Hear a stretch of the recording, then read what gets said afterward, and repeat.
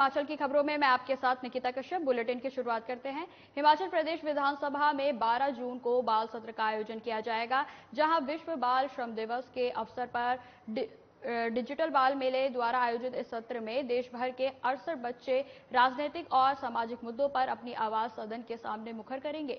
वहीं आपको बता दें कि इस पर हिमाचल प्रदेश विधानसभा अध्यक्ष कुलदीप सिंह पठानिया ने बताया कि यह बच्चे हिमाचल प्रदेश शिक्षा विभाग में 3 महीने तक चले बच्चों की सरकारी कि आखिर बच्चों सरकार कैसी हो अभियान के तहत चुने गए हैं। इसमें सरकारी गैर सरकारी स्कूलों के कुल 1085 बच्चों को अपनी समस्या और उनके सुझावों पर वीडियो बनाई गई है और उनके द्वारा रजिस्टर्ड किया गया है, जिसकी अवधि 1 अप्रैल से 25 मई तक रखी गई थी।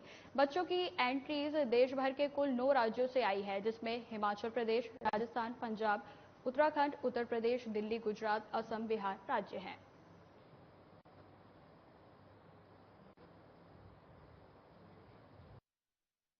कि 12 जून को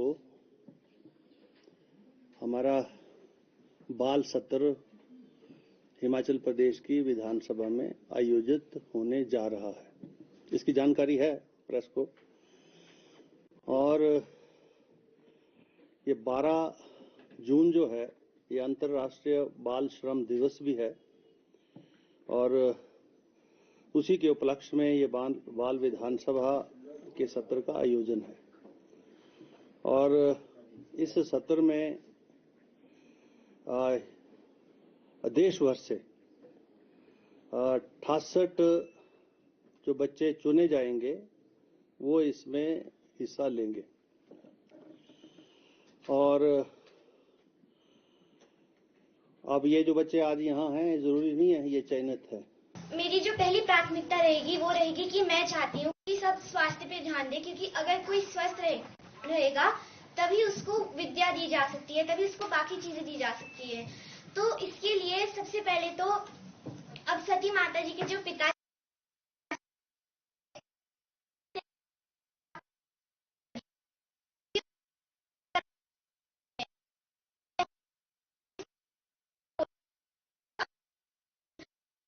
है तो ऐसे अस्पतालों में ले जाएं जो दिखने में अच्छे हो, जिनमें अच्छी फैसिलिटीज हो। जैसे इस बाल सत्र में मैंने सामाजिक न्याय एवं अधिकारिता मंत्री के रूप में मैंने अपना दावा पेश किया है। तो मुझे लगता है कि हमारे जो समाज है उसमें कई ऐसे कमजोर वर्ग है जिनकी तरफ बहुत कम ध्यान दिया जाता है। जैसे हमारे विशेष बच्चे हो गए। अब मैं अगर आपको बताऊं तो पर्सनली जो मेरे बड़े भैया हैं वो भी एक स्पेशल चाइल्ड है। तो इसलिए मैंने देखा है कि उन्हें क्या क्या प्रॉब्लम्स पड़ती है, उन्हें क्या क्या दिक्कतें होती है। अगर सरकार के द्वारा ये इंस्टीट्यूट्स बनाए जाए और सरकार इन चीजों को प्रमोट करे तो ये चीजें ऑटोमेटिकली जागरूकता भी ला सकते हैं हमारे देश में। वो शिक्षा से रिलेटेड छोड़ रहे हैं, क्योंकि आजकल के बच्चों को साइंस पढ़ा रहे हैं, ठीक है, जो उनका सब्जेक्ट है वो उन्हें पढ़ाया जा रहा है, लेकिन हमारे जो धार्मिक ग्रंथ है वो छूट रहे हैं। 3rd से संस्कृत पढ़ाई जाएगी, ठीक है, +1 +2 में संस्कृत नहीं है। मेरा फेवरेट सब्जेक्ट संस्कृत है, मैं अपना पर्सनल एक्सपीरियंस बताती हूँ, परंतु मेरे विद्यालय में संस्कृत है नहीं, जिस वजह से मुझे शायद फागली जाना पड़ता, वहां पे मुझे पढ़ना पड़ता। संस्कृत भी एक ऐसा सब्जेक्ट है जो हो सकता है कि +1 +2 में रखा जाना चाहिए, क्योंकि बच्चे आज के जनरेशन के हिसाब से सब पढ़ रहे हैं परंतु अपनी संस्कृति को छोड़ रहे हैं, जो कि कांगड़ा जिले के फतेहपुर विधानसभा क्षेत्र में सीएम ठाकुर सुखविंदर सिंह सुक्खू ने जनसभा को संबोधित किया, जिसमें उन्होंने कहा कि पूर्व प्रदेश सरकार के कार्यकाल के दौरान राज्य पर कर्ज का आंकड़ा लगभग 75,000 करोड़ रुपए छूने के बावजूद इसे कम करने के लिए निरंतर प्रयास किए जाएंगे। राज्य सरकार राजस्व के संसाधन बढ़ाने के लिए प्रतिबद्ध है और इस लक्ष्य को प्राप्त करने के लिए अनेक ऐतिहासिक निर्णय वर्तमान सरकार के कार्यकाल में लिए जा रहे हैं। वहीं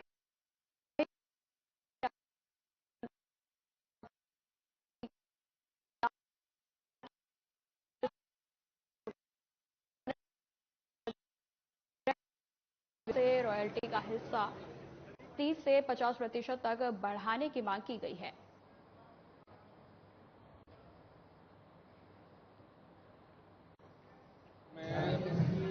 मैंने भवानी पठानिया जी से चर्चा की थी और चर्चा करने के बाद जो उन्होंने मांगे रखी थी, Rajiv Gandhi day, school indoor stadium काऊ बेसहारा पशुओं के लिए, उसमें हमने देखा कि ये जेन्युइन है और इसमें हमने उसको घोषणा की है। इस दृष्टिकोण से मैं फतेहपुर में आज आया भी हूँ और यहाँ कैसे टूरिज्म को डेवलप किया जाए उस दृष्टिकोण से भी मेरा ये मानना है कि 4,500 करोड़ रुपया 5,500 करोड़ रुपया हमारा कम हुआ है लोन की लिमिट से। और जो ओपीएस हमने 1780 करोड़ रुपया जो ओपीएस का देते थे, उसके हमको जो हमने मार्च का हमने अंशदान दे दिया था कंट्रीब्यूशन, लेकिन उन्होंने उस अंशदान का भी हमारे को 1780 करोड़ रुपया नहीं दिया। तो मेरी उनसे चर्चा हुई है, उन्होंने बोला मैं इन सब मामलों को देखूंगी और उसके बाद आपको बताऊंगी। तो मुझे लगता है कि हमारी सरकार इस बारे में अथक प्रयास।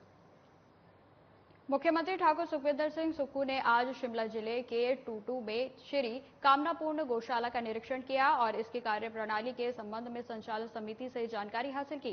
वहीं आपको बता दें कि मुख्यमंत्री इससे पूर्व आज सुबह कांगड़ा के गगन हाईवे हवाई अड्डे से जब्बरहट्टी एयरपोर्ट पहुंचे। इस दौरान टूटू में गौशाला के समीप खड़े कुछ लोगों को देखकर उन्होंने अपना काफिला रुकवा लिया। वहीं गौशाला संचालक समिति टूटू ने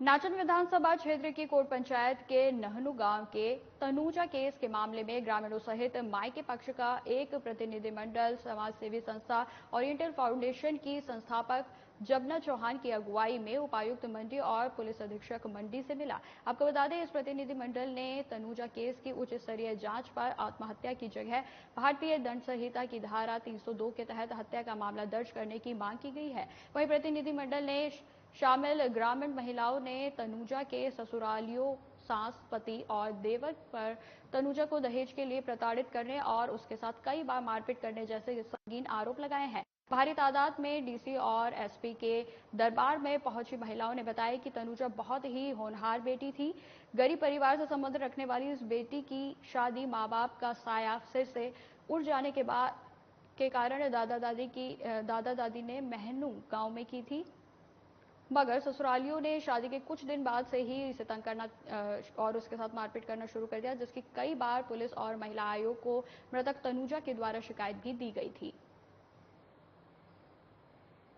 आत्महत्या का था, जहां पे 28 साल की एक महिला है जिसकी एक छोटी सी बच्ची है 1 साल की, उन्होंने आत्महत्या की थी।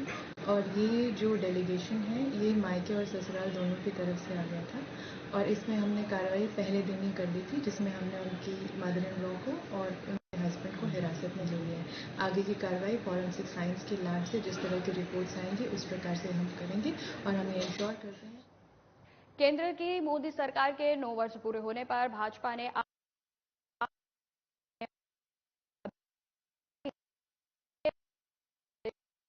कश्यप ने केंद्र में मोदी सरकार के 9 वर्ष पूरे होने पर भाजपा द्वारा आयोजित महाजनसंपर्क अभियान में भाग लिया और सीटीओ शिमला से लोअर बाजार, गंज बाजार में लोगों के घर जाकर केंद्र सरकार की 9 साल की उपलब्धियों को साझा किया। साथ ही आपको बता दें, इस दौरान सुरेश कश्यप ने कहा कि आज प्रधानमंत्री मोदी के नेतृत्व में देश बहुत ही तेजी से तरक्की कर रहा है। विनिर्माण गतिविधियों, कृषि, खनन, निर्माण क्षेत्र के बेहतर प्रदर्शन और निजी निवेश के दम पर देश की अर्थव्यवस्था उम्मीद से बेहतर रफ्तार में बढ़ रही है। जहां वित्त वर्ष 2022 से 23 में सकल घरेलू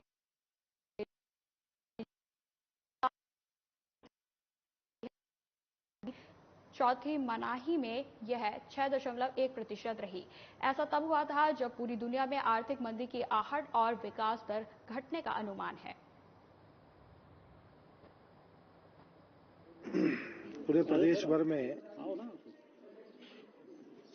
महाजनसंपर्क अभियान की शुरुआत हुई है और जिसमें प्रदेश में विभिन्न स्थानों के ऊपर, जिसमें शिमला में मेरे साथ आदरणीय सुरेश भारद्वाज जी, आदरणीय संजय सूद जी, हमारे जिला अध्यक्ष परमार जी, हमारे तीनों मंडलों के अध्यक्ष और वरिष्ठ कार्यकर्ता जन इस अभियान में आज सम्मिलित हुए हैं। धर्मशाला में हमारे नेता प्रतिपक्ष और पूर्व मुख्यमंत्री जयराम ठाकुर जी तथा अन्य हमारे पार्टी के वरिष्ठ नेतागण आज विभिन्न स्थानों से ऊपर इस अभियान की शुरुआत कर रहे हैं।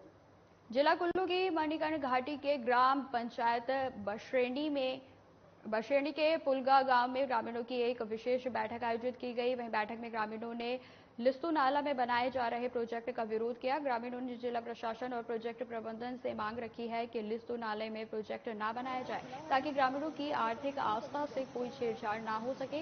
इस बैठक में ग्राम पंचायत बशेरनी के प्रधान रविंद्र कुमार और उप प्रधान लूदर चंद विशेष रूप से मौजूद रहे। वहीं आपको बता दें, पंचायत के प्रधान रविंद्र कुमार ने बताया कि यह बैठक देवता नारायण के प्रांगण में आयोजित हुई। वहीं बैठक में डैम साइट कार्यस्थल का भी ग्रामीणों के द्वारा दौरा किया गया। वहीं ग्रामीणों ने इस दौरान यह मांग रखी है कि लिस्तु नाले से अगर छेड़छाड़ की जाती है तो गांव की ओर जाने वाली पीने के पानी की जो सप्लाई है वो भी प्रभावित होगी। प्रोजेक्ट बन रहा है 1 पॉइंट कुछ मेगावाट का प्रोजेक्ट है ये, जहां से उनकी जो बियर साइट जैसे डैम साइट हो गई, वो डैम साइट उनकी एक ऐसी गलत जगह में चिन्हित की गई है। उस साइट को वहां से लोगों का गांव के लिए पानी, पीने का पानी भी है, सिंचाई का पानी भी